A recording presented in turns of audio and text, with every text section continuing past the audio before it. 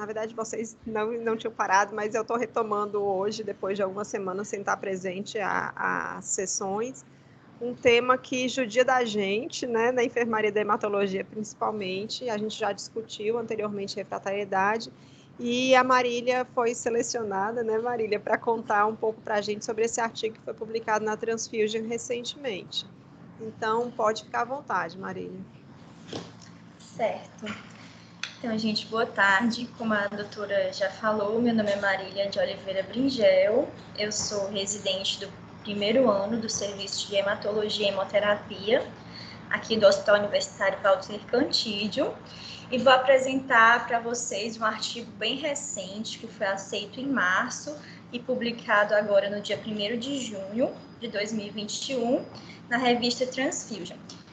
Esse artigo, ele apresenta, na verdade, esse aqui é o título, um protocolo para pacientes que apresentam refratariedade plaquetária, comparando a transfusão de plaquetas HLA compatíveis com produtos plaquetários que foram selecionados pela intensidade média fluorescente, que eu vou falar mais adiante, mostrando resultados similares no que diz respeito ao incremento plaquetário, se tornando assim uma opção de bolsa disponível para esse tipo de paciente, para esse perfil. Passando aqui.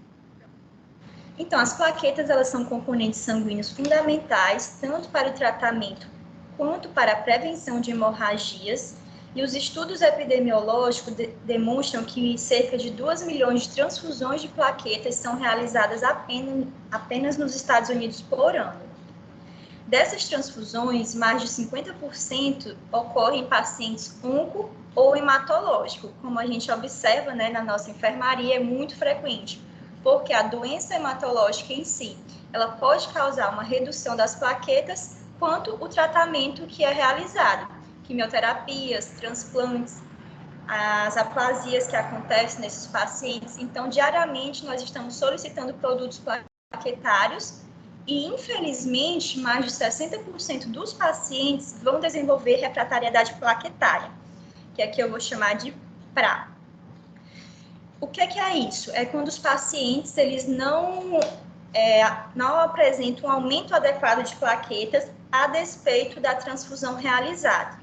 Isso é um verdadeiro desafio clínico e está associado ao aumento de sangramentos e da mortalidade desses pacientes. É muito desafiador conduzir esse tipo de paciente, porque a causa da refratariedade plaquetária é multifatorial e apenas em um terço dos casos ela pode ser atribuída a causas autoimunes, ou seja, a produção de fatores imunes contra o antígeno leucocitário humano, que é o anti-HLA, né, classe 1. As transfusões HLA compatíveis, elas são limitadas por uma série de fatores. Primeiro, os doadores são selecionados. Poucos doadores são disponíveis para cada tipo de paciente. É feita uma ampla investigação e muitas vezes os pacientes, eles necessitam de mais de uma transfusão durante aquele internamento. Tanto é por isso que muitas vezes a doutora Denise bate na tecla, para a gente sempre estar avisando quando os pacientes forem refratários plaquetários, para que esses doadores já sejam convocados e seja feita a captação de plaquetas por aférese. Outro fato importante é que o tempo médio entre o diagnóstico de refratariedade plaquetária e a disponibilidade da bolsa é bem prolongado, dura cerca de 2 semanas, e muitas vezes os pacientes não vão ter esse tempo hábil até se conseguir essa bolsa, aumentando os riscos de sangramento e a mortalidade dos mesmos. Além disso, a eficácia ela é reduzida por causas não imunes. Os estudos mostram que existem vários fatores associados à refratariedade plaquetária, desde sepsis, sangramento, a presença de hepatosplenomegalia, a evolução do paciente com coagulação intravascular disseminada, a própria quimioterapia está associada com refratariedade, além do uso de algumas medicações. O artigo cita a vancomicina e a anfotericina B, como importantes medicações associadas à refratariedade plaquetária de causa não imune. Como é que é feito o diagnóstico? Aqui no EMOSSE, né, e nos demais centros, se utiliza a citometria de fluxo e ela avalia os valores de intensidade fluorescente média, que eu vou falar muito no artigo, aqui chamado de MFI. Esses valores estão relacionados com a reatividade dos anticorpos e são muito utilizados para o transplante de órgãos sólidos incompatíveis, monitorizando os protocolos de tratamento de remoção de anticorpos e selecionando aqueles órgãos que poderiam ou não ser transplantados, mesmo em pacientes que têm incompatibilidade HLA. De acordo com esse valor, então, a equipe vai selecionar ou não o paciente e o doador e fazer esse transplante. Então, os autores questionaram um benefício teórico em aumentar também o número de unidades de plaquetas eficazes em pacientes com refratariedade plaquetária, assim como é realizado já em transplante de órgãos sólidos, e por isso eles desenvolveram esse novo protocolo, esse novo estudo, que é um estudo pioneiro. O objetivo, então, foi utilizar a intensidade fluorescente média como uma ferramenta para melhorar o desempenho do produto plaquetário em pacientes que apresentam refratariedade, utilizando, assim, produtos plaquetários com a menor soma de anticorpos, com uma baixa intensidade fluorescente média, abaixo de 10.000, tornando, assim, esse produto uma opção para os pacientes que apresentam refratariedade plaquetária, ou seja, uma opção para aqueles pacientes que não têm uma bolsa HLA compatível disponível naquele momento. Ele compara esse novo protocolo com outros protocolos já disponíveis, com outras opções de plaquetas. Foi um estudo retrospectivo através da análise de prontuários em apenas um local, entre o período de 1º de janeiro de 2015 a 1º de dezembro de 2018. O estudo foi aprovado pelo Conselho de Revisão Institucional Local e foram incluídos todos os pacientes que receberam pelo menos um produto plaquetário selecionado com baixa intensidade fluorescente média. Foram coletados dados epidemiológicos, sexo, idade, cor, raça, dados associados à doença de base, se o paciente apresentava uma doença oncológica ou hematológica, se evoluiu com algum tipo de complicação, como sangramento, sepse, quais tratamentos ele realizou, qual tipo de quimioterapia ou transplante de medula óssea, se necessitou do uso de algum antibiótico ou antifúngico, como a vancomicina e a anfotericina B, que eu já citei previamente, e fatores associados à transfusão, desde a tipagem ABO e RH do doador e do receptor, o fenótipo HLA e os processamentos por qual essa bolsa passou, se ele foi irradiado, se foi lavado, todas essas informações foram coletadas durante o estudo. Então, qual foi o algoritmo utilizado? Primeiro, é realizada a determinação do antígeno HLA do paciente e do doador, com base na tipagem molecular e avaliada a equivalência sorológica. Esse perfil de anticorpos, ele é determinado através de uma plataforma chamada de Luminex, que é uma plataforma também utilizada no EMOSSE, pelo que eu vi no resultado de pacientes da nossa enfermaria. Também é feito o cálculo do painel de reatividade dos anticorpos, do PRA, de acordo com uma calculadora da rede de transplante. Essa calculadora é disponível na internet e através dos sistemas disponíveis.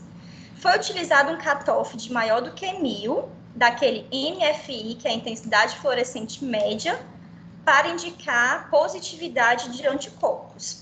A partir daí, então, são selecionadas as plaquetas com o maior grau de correspondência possível, sendo, de fato, preferíveis aquelas que são HLA compatíveis e, se não estiverem disponíveis, aquelas com a menor taxa de MFI, de intensidade fluorescente média, de anticorpos. Aqui é o algoritmo que o estudo coloca, né, para facilitar um pouco o entendimento. Então, quando é feita a requisição de plaquetas compatíveis com HLA, O centro doador vai comparar o fenótipo HLA do paciente, fazer análise dos anticorpos e comparar com o inventário do doador. Se há plaquetas compatíveis com HLA disponíveis, ele vai receber esse tipo plaquetário, que é aquele mais compatível possível, com menor chance de dar qualquer tipo de reação adversa. Se essa bolsa não estiver disponível, então a gente vai selecionar outro tipo de produto plaquetário. É feita uma revisão novamente do inventário do doador, tentando se escolher uma bolsa mais compatível possível com a HLA do paciente. Isso é feito através daquela análise que eu falei anteriormente. Pacientes que têm incompatibilidade HLA, vão ser avaliados os antígenos desse paciente e o perfil de anticorpos, de acordo com os valores de MFI, que é fornecido através do cálculo que eu mostrei para vocês do Luminex. Se esse valor for menor do que 10.000, esses pacientes receberão plaquetas chamadas de baixa MFI, intensidade fluorescente média. E se for acima de 10.000, receberão plaquetas com intensidade fluorescente média alta, sendo que a preferível, se o HLA não estiver disponível, são essas bolsas com baixa intensidade fluorescente. Entretanto, se nenhuma bolsa foi nem parcialmente compatível e o paciente necessitar daquela bolsa com urgência, é feita então a transfusão de doadores aleatórios, né, de plaquetas randômicas, sem nenhum tipo de compatibilidade. São situações mais emergenciais, quando realmente você não tem nenhum produto plaquetário nem parcialmente compatível.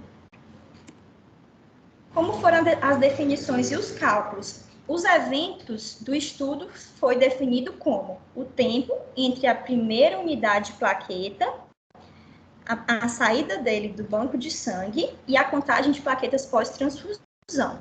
Esses eventos foram divididos em 3 tempos: as transfusões de 0 a 6 horas, 6 a 24 horas e 24 a 96 horas. O tempo entre a transfusão e a contagem pós-transfusão.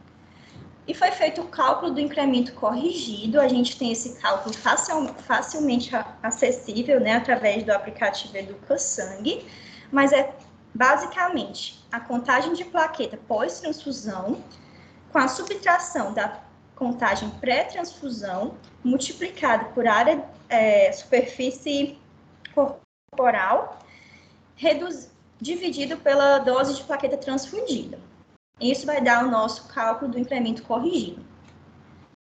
Então, no estudo, foram feitas avaliações de 4 produtos plaquetários: aqueles com compatibilidade HLA, aqueles produtos de plaqueta com MFI baixo, abaixo de 10.000, aqueles com MFI alto, acima de 10.000, e aquelas bolsas aleatórias, randômicas, que não tinham nenhum grau de compatibilidade. Análise estatística: as variáveis demográficas categóricas foram representadas por porcentagem, as contínuas por medianas com intervalo interquartil. Foi realizado o teste Q-quadrador de Fisher para associar variáveis categóricas, o teste de Mann-Whitney Wilcoxon e Kruskal-Wallis para avaliar a diferença entre os grupos, e o coeficiente de correlação de Spearman para avaliar a taxa de incremento plaquetário e as variáveis contínuas. Como eu falei anteriormente, o tempo de medição das plaquetas pós-transfusão foi dividido em 3 tempos: entre 0 e 6 horas, 6 e 24 horas e 26 e 96 horas. Os resultados do estudo. Bom, 20 pacientes daquele total receberam pelo menos um produto plaquetário com baixa intensidade fluorescente média. Esses pacientes, no total, receberam 591 transfusões, com uma média de 17,5 transfusões por paciente, e dessas, 32% foram produtos plaquetários com baixa intensidade fluorescente média, 38% foram aquelas plaquetas de doadores aleatórios, randômicas, né, que não tinham compatibilidade, 26% foram plaquetas compatíveis com o antígeno HLA e apenas 3,2% com uma taxa de intensidade fluorescente média.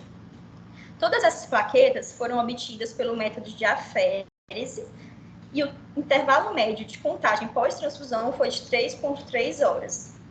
E a maior parte delas ocorreram em pacientes em ambiente hospitalar, apenas uma pequena quantidade em pacientes ambulatoriais. Aqui, nossa primeira tabela são as variáveis demográficas da nossa população de estudo.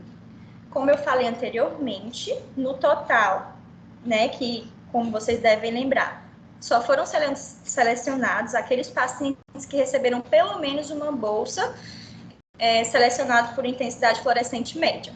Foi um total de 20 pacientes, não é um valor muito alto para o estudo. Elas tinham, em média, 61 anos, eram do sexo feminino, 16 dos 20 pacientes eram do sexo feminino. Observamos aqui que os pacientes eram altamente aloimunizados, ou seja, o painel de atividade dos anticorpos foi de 100%, então eles eram bem aloimunizados. E essas plaquetas, elas foram... O critério para a transfusão foi basicamente trombocitopenia hipoproliferativa. A média de plaqueta pré-transfusão foi de 14.000.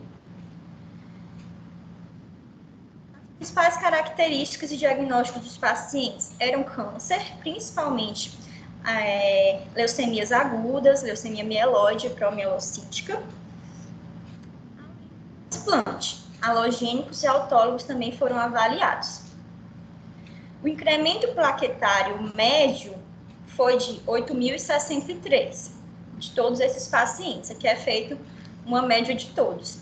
Ele também avaliou os fatores associados, né? Fatores clínicos associados a esses pacientes, presença de hepatosplenomegalia, sangramentos, se eles tinham CIVD, doença do enxerto veno hospedeiro, doenças veno-oclusivas, infecciosas ou se utilizaram algumas medicações. Especificamente aqui, eles avaliaram a vancomicina e a anfotericina B, que são causas importantes de refratariedade plaquetária não imune, todos esses fatores. Essa segunda tabela, ela avalia aqueles 3 tempos que eu falei anteriormente, de 0 a 6 horas, 6 e 24 horas e 24 a 96 horas pós-transfusão, o incremento. Aqui nós temos os 3 produtos plaquetários principais. Eles não colocaram aquele produto que foi obtido com alta MFI, intensidade fluorescente média, porque foram apenas 3% dos pacientes, então eles foram excluídos desta análise.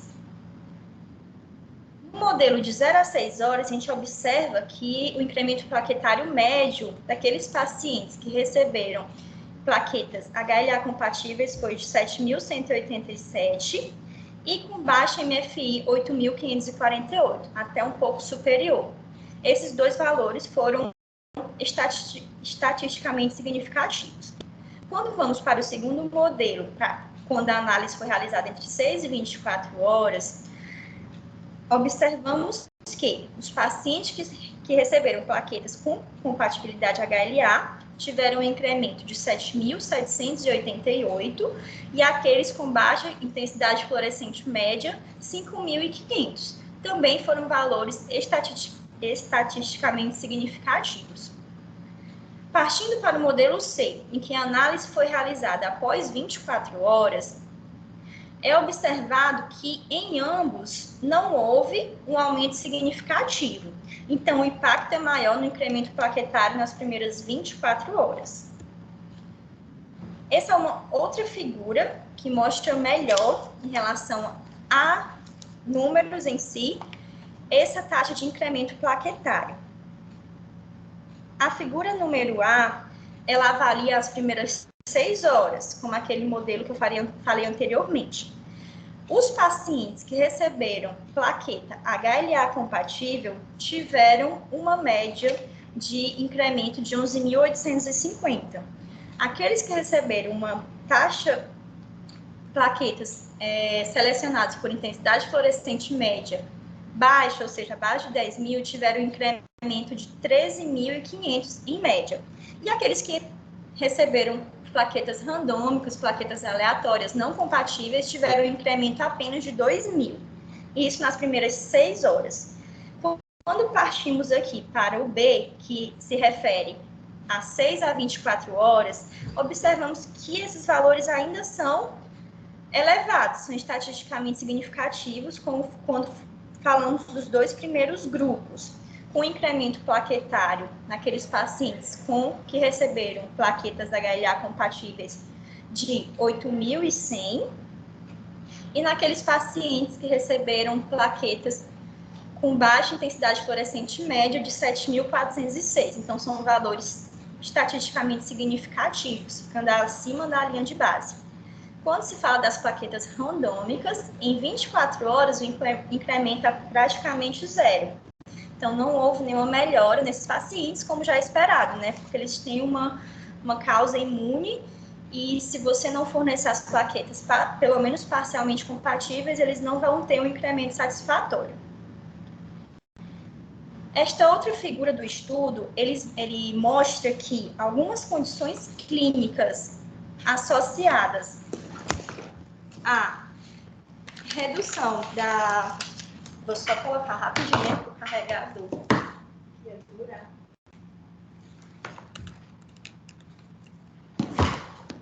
Só um minuto. Categorias plaquetárias associadas a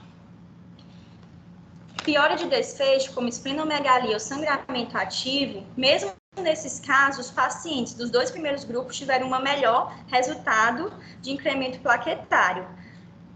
Se o paciente tinha esplenomegalia ou recebeu esses 2 tipos plaquetários, eles tiveram um incremento de 5.000 e no sangramento ativo de 4.000. Já aqueles que receberam plaquetas randômicas ou com alta MFI tiveram um incremento de apenas 3.000, mesmo não tendo esplenomegalia ou sangramento ativo. Eu estou só preocupada porque aqui eu não estou achando uma tomada para esse tipo de carregador do meu computador.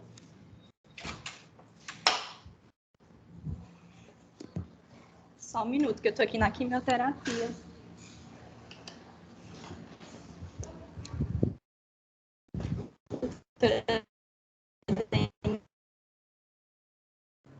Marília. Quer me mandar o slide e você apresenta do celular e eu passo os slides? Pronto, estou lhe mandando agora, porque aqui não tem nenhuma tomada compatível dessas novas. E estava bem carregado. Lhe mandando agora. Tá bom, aí você apresenta do celular. Tá bom. Ok.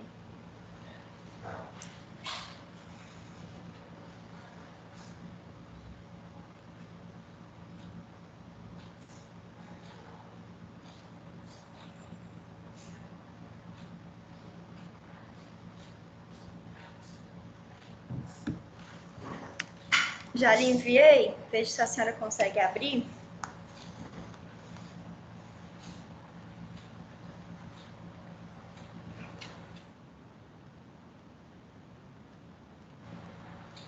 Vou colocar aqui. Quer entrar com o seu celular?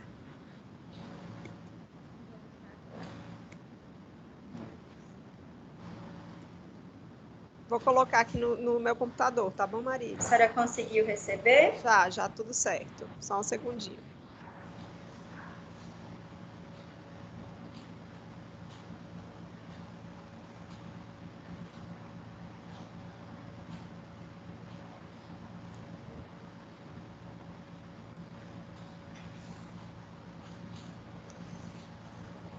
Certinho?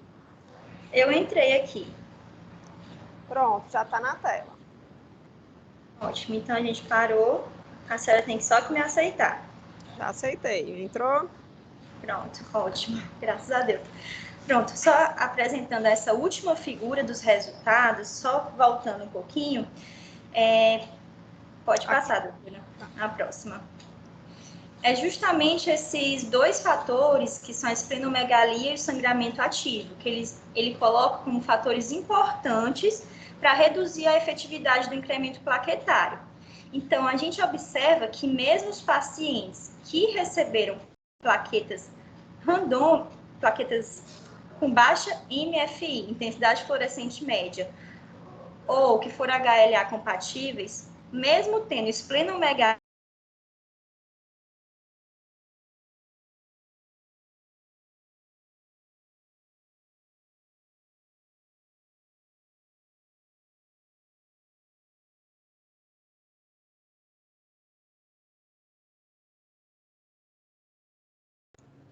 Marília.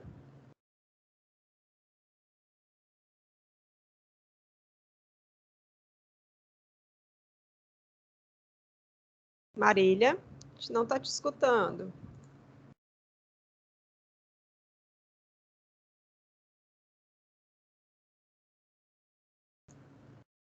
Marília, eu acho que você estava com áudio só do notebook ainda. Você não quer botar o áudio do celular?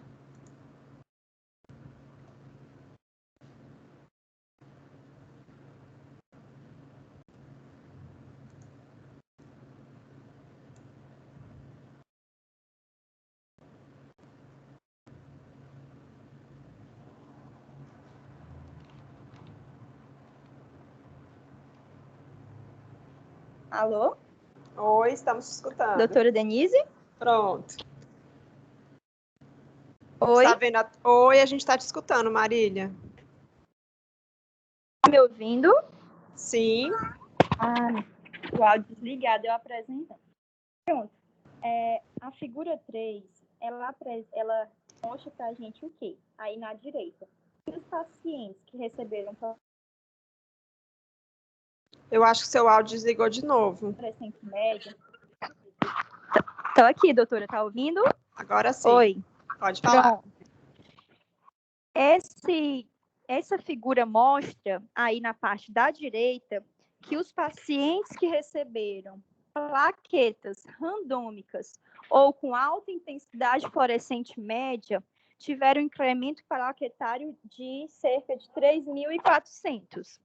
Já os pacientes que tinham complicações, no caso, esplenomegalia ou sangramento ativo, que aí mostra à esquerda, mesmo eles tendo esses fatores confundidores e fatores de piora do incremento, recebendo a plaqueta com baixa intensidade fluorescente média ou com compatibilidade HLA, tiveram um incremento ainda superior. Aqueles com esplenomegalia tiveram um incremento de 5.000 e com sangramento ativo de 4.697. Ou seja, mesmo com esses dois fatores que são associados ao menor incremento plaquetário, recebendo uma plaqueta HLA compatível ou com baixa intensidade fluorescente média, tiveram resultados superiores àqueles que receberam plaquetas randômicas. Pode passar, doutora. Então, entrando na discussão, ele mostra o quê? Que o incremento plaquetário ele foi similar entre as unidades que receberam plaquetas HLA compatíveis e plaquetas com baixa intensidade fluorescente, que foi definido como inferior a 10.000 durante um período de 24 horas. Coloca o quê? Que nesse caso, então, as plaquetas compatíveis com HLA, elas podem não ser totalmente necessárias para atingir um incremento plaquetário satisfatório em pacientes altamente aloimunizados, se tornando essas plaquetas selecionadas por baixo MFI uma opção terapêutica. Embora a esplenomegalia e o sangramento sejam preditores de um incremento plaquetário inferior, as bolsas HLA compatíveis ou com baixo índice de fluorescente permanecem sendo preditores de maior resposta. Ou seja, mesmo com esses dois fatores, os resultados foram superiores ao uso de plaquetas randomizadas aleatórias. Essa foi a primeira experiência com a utilização do MFI especificamente para selecionar produtos plaquetários que eram incompatíveis. Pode passar. E ele foi derivado, como eu falei no início, em estudos de incompatibilidade HLA em pacientes com transplante de órgãos sólidos incompatíveis, onde essas taxas mostraram alta sensibilidade de 94% para avaliar a citotoxicidade dependente do complemento. Então, esse estudo atual apoiou a descoberta dos estudos realizados em transplante, onde esses valores obtidos, né, com baixo ou alto MFI, podem permitir o sucesso em enxertos em pacientes que apresentam incompatibilidade HLA. Pode passar. Esse não foi um estudo pioneiro, tiveram alguns outros estudos semelhantes. O primeiro mostrou que foi realizado a intensidade fluorescente média em 142 transfusões em 32 pacientes oncohematológicos e demonstrou uma correlação negativa dentro de 1 hora no incremento plaquetário.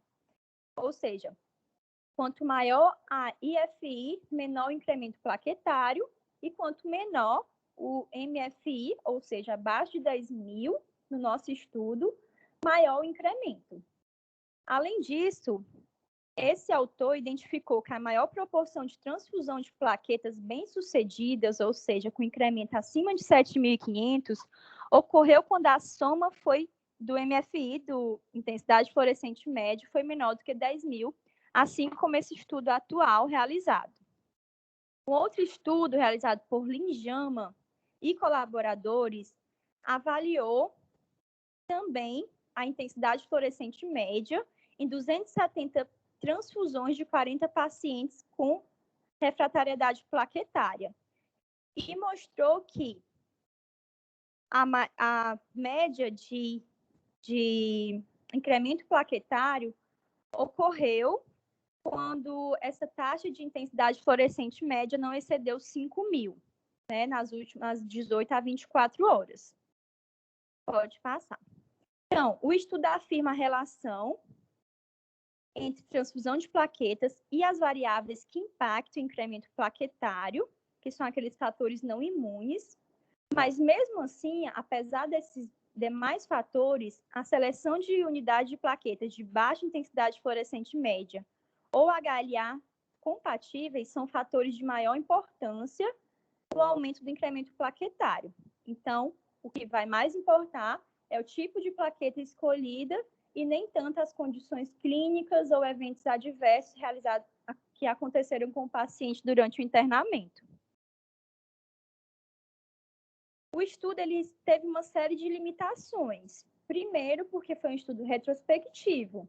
Então, é sujeito a erros, omissões, ambiguidades em registros clínicos.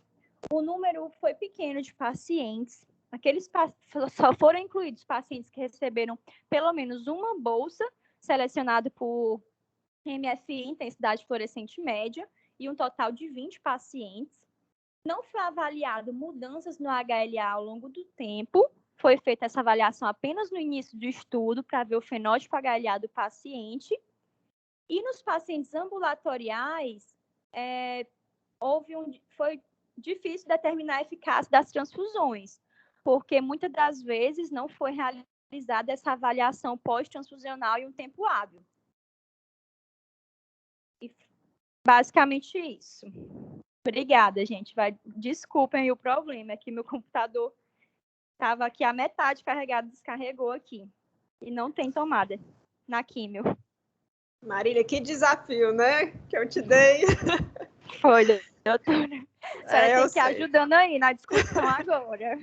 Então, pronto. Gente, na verdade, a gente sempre traz esse tema para essa sessão de hemoterapia, que é um tema muito importante para a condução dos nossos pacientes, né? A Marília colocou aqui um valor que eu não conhecia, que 60% dos pacientes com doenças oncohematológicas evoluem com algum grau de refratariedade durante o tratamento, né?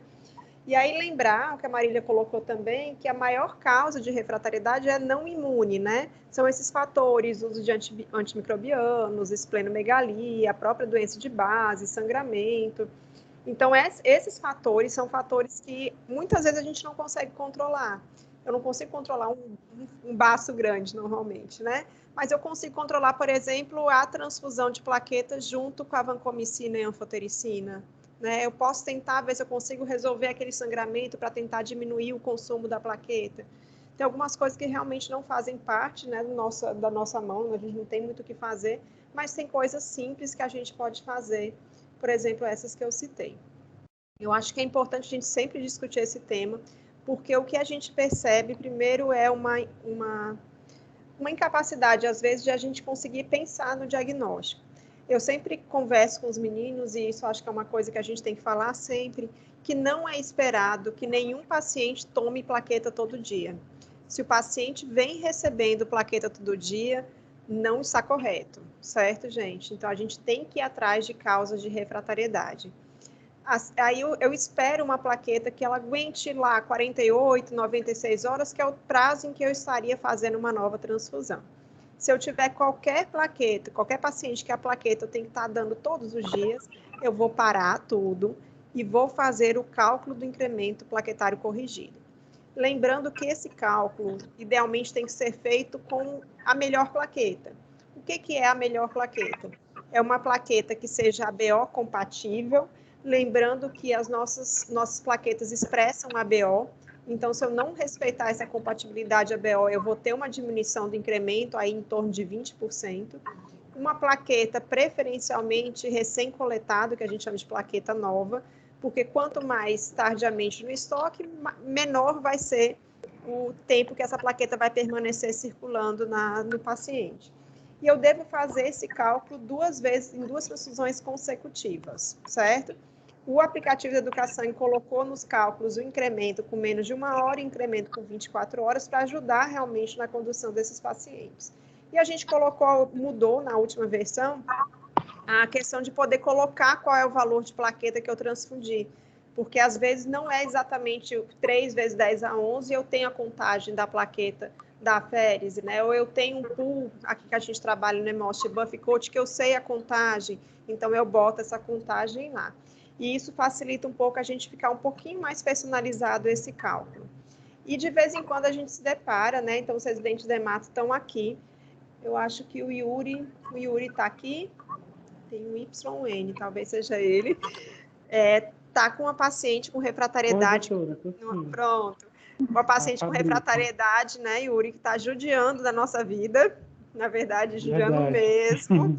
Porque é uma paciente hiper refratária, com múltiplos anticorpos anti-HLA, e que está sendo muito difícil a seleção dos doadores para ela, porque mesmo os doadores HLA selecionados, alguns deles não estão incrementando, né? E aquela conversa que a gente estava tendo, será que a gente não está conseguindo enxergar porque o anticorpo está em baixo título sendo consumido? Ou será que o anticorpo está com título tão alto que eu estou fazendo um efeito prozona e não consigo ver? Ou será que eu tenho um anticorpo anti-HPA junto, né? De toda forma, assim, o que a gente sabe? Que ela tem alguns doadores que ela incrementa. Um doador, que é o doador que ela foi transfundida ontem, um doador HLA idêntico a ela, né?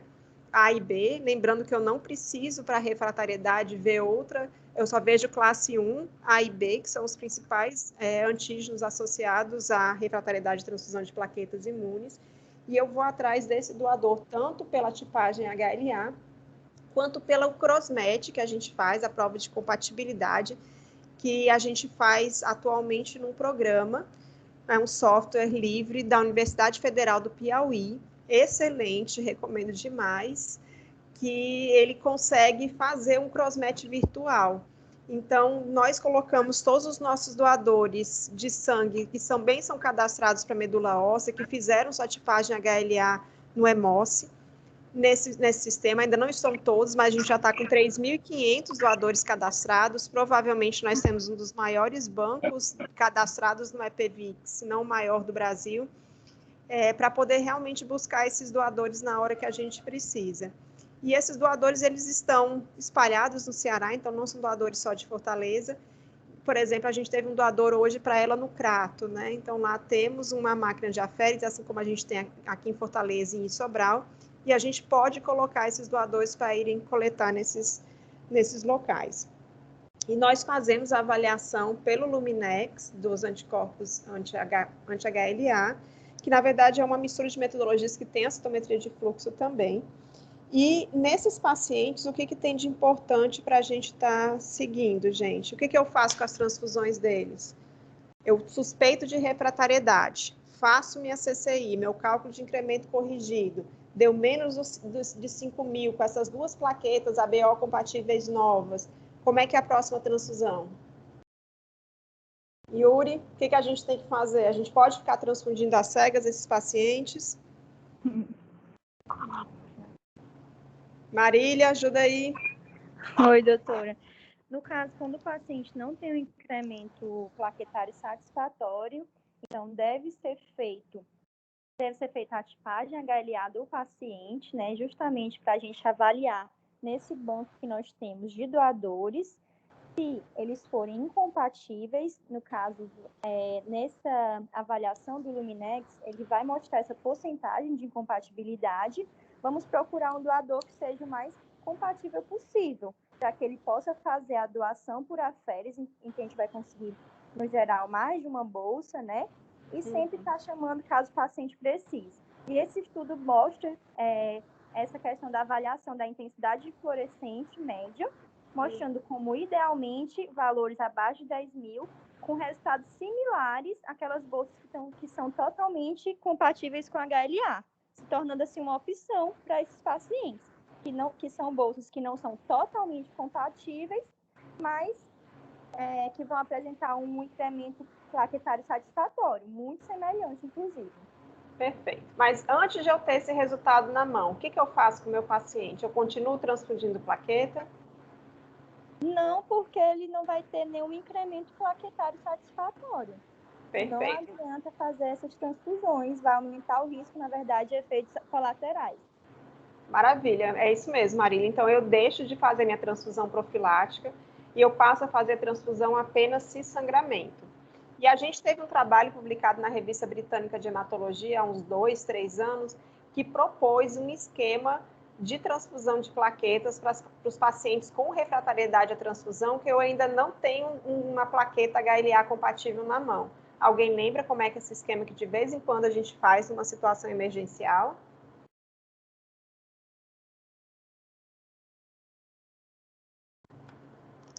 Vou contar para vocês, mas aí lembrando que esse esquema é feito sempre a partir de uma decisão com hemose, né? É um esquema de transfusão contínua de plaqueta. Então, eu vou ter vários doadores, várias plaquetas coletadas, eu vou alicotar essa plaqueta na metade, e cada metade da plaqueta vai correr em 4 horas, para tentar manter um mínimo de plaquetas que seja o suficiente para uma hemostasia mínima primária, né? E esse é um esquema que a gente já usou para alguns casos de sangramentos graves de pacientes refratários, mas é um esquema, né, bem paliativo enquanto a gente não consegue a bolsa perfeita.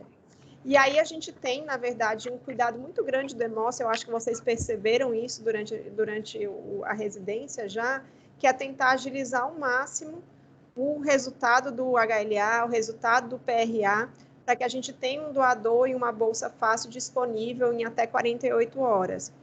E a gente tem conseguido fazer isso. Então, o laboratório de HLA entende a importância disso. Nessa última paciente, né, na Fabrícia, a gente conseguiu ter o resultado do HLA e do PRA dela em, eu acho que em menos de 10 horas. Eu já tinha esse resultado na mão. A gente conseguiu chamar o doador no mesmo dia que a gente mandou. Claro que a gente tem um atraso, né, na liberação, por conta principalmente do NASH, sorologias. O doador chegou na manhã seguinte, na outra manhã eu já estava com essa bolsa liberada. Então, a gente consegue, de uma forma rápida, fazer isso.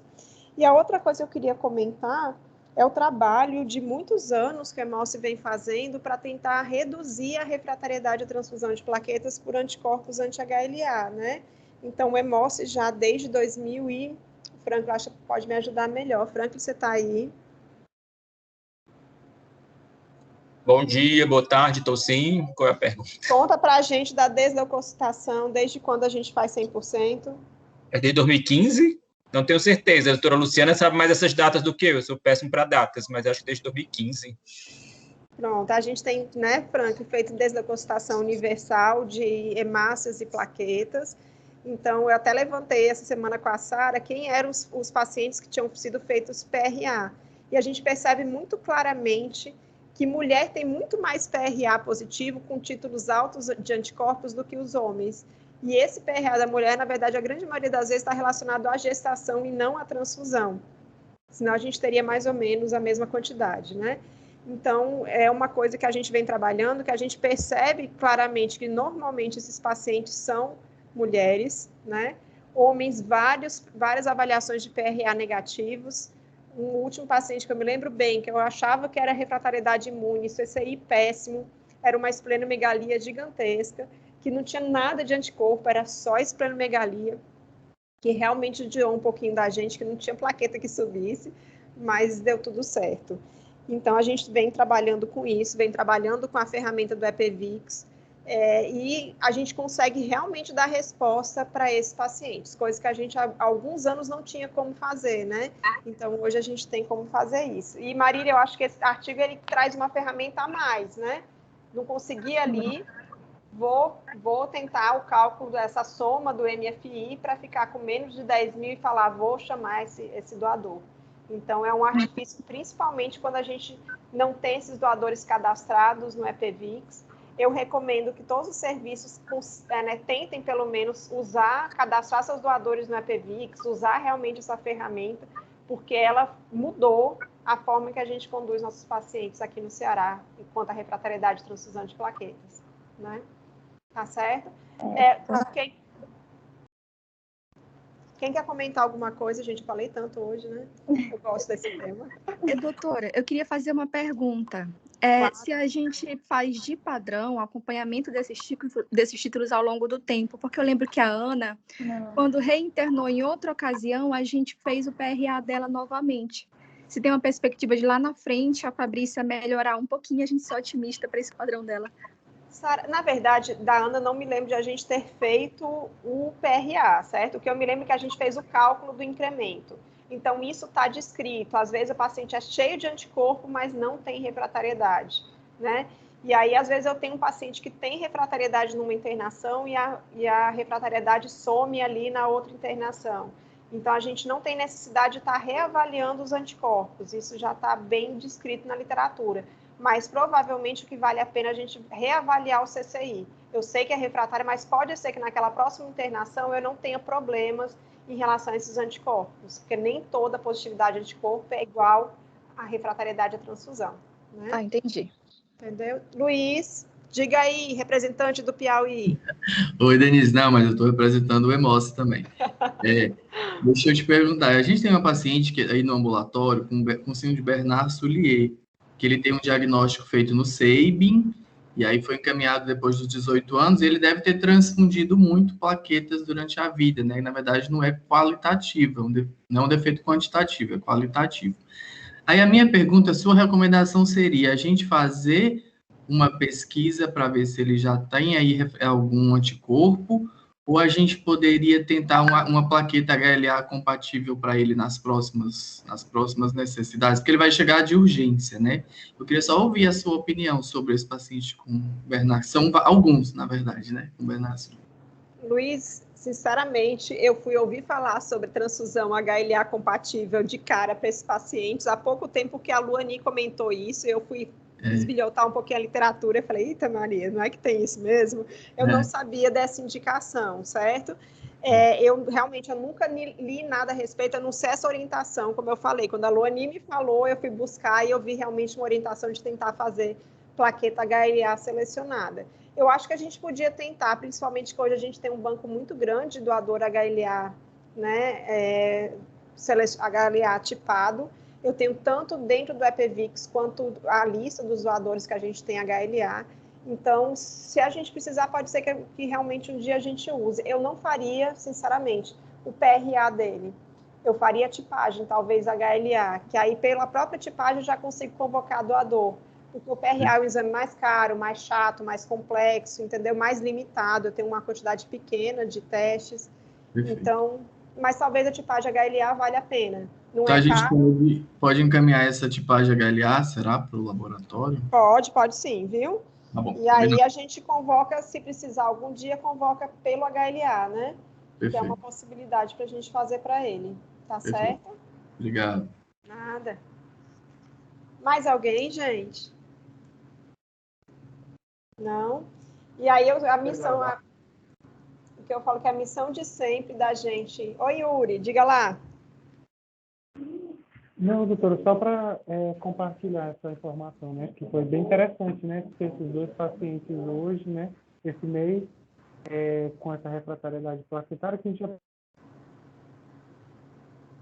não conhecia também como é que era o manejo. A necessidade, né, a gente viu a importância, né, que foi do manejo da Fabrícia, ter essas bolsas disponíveis, né, e o serviço do EMOS realmente foi o responsável, né, junto com a senhora, a equipe do Banco de Sangue, de estar com essas bolsas rapidamente, né, de selecionar esses doadores, mesmo na pequena quantidade de doadores compatíveis, né. Então, isso realmente refletiu.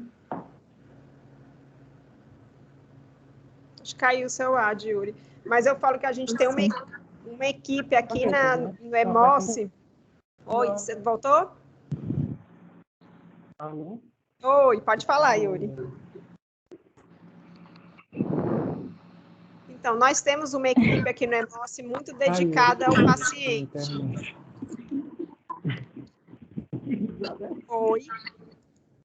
A gente tem uma equipe do EMOS muito dedicada ao atendimento dos pacientes. Então, todo mundo, de todos os laboratórios, fica sabendo quando tem um paciente com refratariedade de transfusão de plaquetas. A captação da hemorrede fica ciente para tentar buscar esses doadores. A Férise acaba trabalhando de um jeito diferente para colocar doadores que não estão acostumados, né, a doar plaqueta ali para doação. E para essa paciente especificamente, né, o Yuri lembra, a gente teve uma doadora que eu saí totalmente da portaria para colocar uma doadora de 49 quilos para doar a plaqueta por aférese. E foi uma das doadoras que teve um incremento excelente, né, com essa paciente. Então, nós, nesse momento, temos 3 doadores apenas para uma paciente com uma leucemia mieloide aguda na primeira indução, né? Então, acabou de internar, acabou de ter o diagnóstico, ainda vai ter um bocado de ciclo de quimioterapia aí pela frente. Mas nós hoje temos 3 possíveis doadores e uma delas é uma mulher, uma menina com 49 quilos. Então, realmente é um desafio, mas o EMOS, eu acho que adora desafios, né? Então, eu acho que a gente consegue, apesar de todas as dificuldades, atender os pacientes como eles devem ser atendidos. Pois é, gente, mais alguém quer comentar alguma coisa? Não? Então, vamos concluir agora. Marília, muitíssimo obrigada. A apresentação foi excelente, viu? Então, realmente, a gente conseguiu entender o que eles estavam propondo. Ficou muito boa mesmo. E aí, semana que vem, a gente está de volta. Semana que vem, se eu não me engano, é a Sara, né, Sara? Para discutir um pouquinho sobre o protocolo de transfusão, o guideline britânico de transfusão de plasma em pacientes sem sangramento. Tá bom? Tá bom, doutora. Obrigada. Gente, desculpem aí o probleminha técnico. Não, foi ótimo, Ficar atento. Tá bom? Muito bom. Boa tarde, gente. Até semana que vem. Boa tarde. Tchau, tchau.